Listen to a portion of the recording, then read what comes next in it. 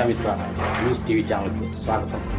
కడప నగరంలోని అక్కాయపల్లి చోటపల్లి రోడ్డు శ్రీ అభయాస్త ఆంజనేయ స్వామి దేవస్థానంలో శ్రీరామ నవమి సందర్భంగా కోదండ రామస్వామి కళ్యాణోత్సవాన్ని ఘనంగా నిర్వహించారు. అనంతరం భక్తాదులకు అన్నదాన కార్యక్రమాన్ని ఏర్పాటు చేశారు.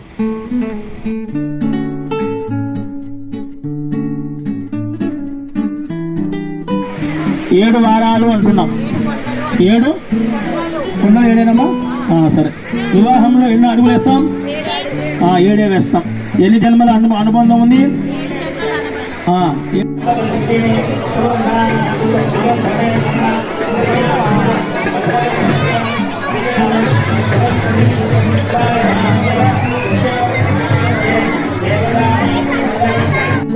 అనుగ్రహం సిద్ధ్యర్థం రక్షాబంధన ముహూర్త సుముహూర్త అస్తు.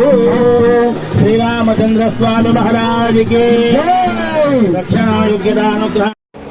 మాజీ మేయర్ పాకా సురేష్, ఎమ్మెల్సీ రామచంద్రారెడ్డి ఈ సందర్భంగా మీడియాతో మాట్లాడుతూ 40-47 డివిజన్లకు సంబంధించిన చోటపల్లి రోడ్లో ఉన్నటువంటి అభయ ఆంజనేయ స్వామి గుడిలో దాదాపుగా 20వ వార్షికోత్సవ శ్రీరామనవమి సంబరాలు ఈరోజు అంగరంగ వైభవంగా చెప్పడం జరుగుతుంది. అందులో భాగంగానే ఉదయం 5 గంటల నుంచి అభిషేక కార్యక్రమాలు అయితేనేమి, అలాగే ఇప్పుడు 9 గంటలకు సీతారాముల కళ్యాణ మహోత్సవం అంగరంగ వైభవంగా చేపట్టాలి.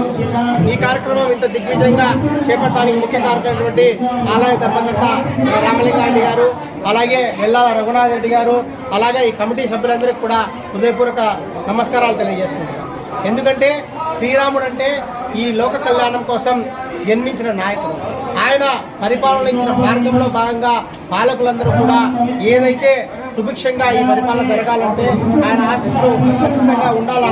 ఆయన ఆశీస్సుల ప్రకారమే మనం రాబో కాలంలో కూడా ప్రస్తుతం కూడా పాలకులందరూ కూడా రాజ్యం సుభిక్షంగా ఉండే విధంగా పరిపాలన చేయాలని ఆయన ఆదర్శంగా తీసుకుని కుటుంబం అంటే ఏ విధంగా ఉండాలి, తల్లిదండ్రులు అంటే ఏ విధంగా తల్లిదండ్రుల మాటలో జవదాటకుండా ఉన్నటువంటి నాయకుడు శ్రీరాముడు. కాబట్టి ఆయన అడుగుజాడల్లో కూడా అందరం నడిస్తే ఖచ్చితంగా ఈ రాష్ట్రం అంతా సుభిక్షంగా ఉంటుందని చెప్పి తెలియజేస్తూ ఈ అవకాశం ఇచ్చిన పెద్దలకు ధన్యవాదాలు.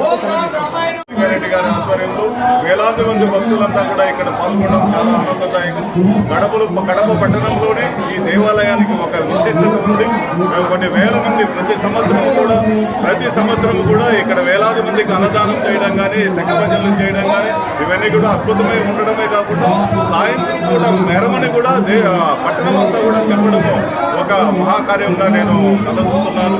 కాబట్టి ఇంత చక్కటి ఏర్పాట్లు చేస్తున్నటువంటి కమిటీ బృందానికి అందరికి కూడా అభినందనలు తెలియజేస్తూ రాబోయేటటువంటి రోజుల్లో అందరికీ కూడా మంచి జరగాలని 2016వ సంవత్సరం నుంచి ఇప్పటికి 20 సంవత్సరాలు అయినది. అప్పటి నుంచి కూడా తెలుగు లేకుండా జరుగుతుంది. ఆంజనేయ స్వామి జరుపుకుంటూ అన్నాడు. ఈ భక్తులు అట్టనే చందాలు ఇచ్చారు. వాళ్ళకి తగినట్టు మేము కూడా అన్నదానము అది చేస్తున్నాము. మా వంతు శక్తివంతం లేకుండా ఇక్కడ మరిన్ని వీడియోల కోసం ఛానల్ను సబ్స్క్రైబ్ చేయండి, షేర్ చేయండి, లైక్ చేయండి.